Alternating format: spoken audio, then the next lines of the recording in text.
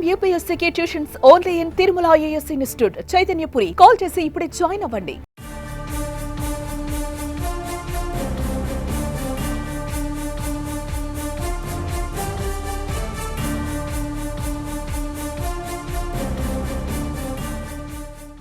YCP నేత వల్లభనేని వంశీ అరెస్టుపై మంత్రి నారా లోకేష్ తొలిసారిగా స్పందించారు. వైసీపీ అధికారంలో ఉన్నప్పుడు ఆ పార్టీ నేతలు రెచ్చిపోయారని లోకేష్ మండిపడ్డారు.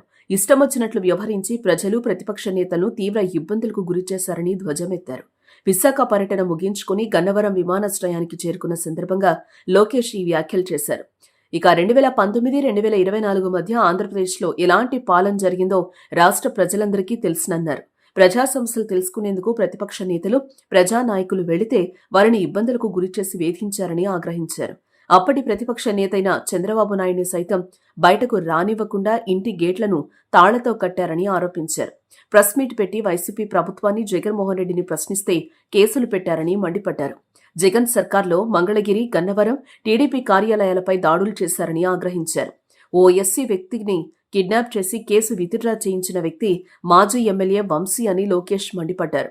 కిడ్నాప్ కేసు వల్లభనేని వంశీని జైలుకు పంపిందని చెప్పుకొచ్చారు. అన్ని విషయాలు త్వరలో బయటకొస్తాయని, న్యాయపరమైన చర్యలు తీసుకుంటామని అన్నారు. ప్రజలు, టీడీపీ కార్యకర్తలను వైసీపీ నేతలు, అధికారులు ఇబ్బంది పెట్టారని, వాళ్లపైన న్యాయపరమైన చర్యలు ఉంటాయని అన్నారు. ఇదే విషయాన్ని యువగళం సందర్భంగా బహిరంగ సభల్లో రెడ్ బుక్ గురించి చెప్పినట్లు మంత్రి లోకేష్ గుర్తు చేశారు.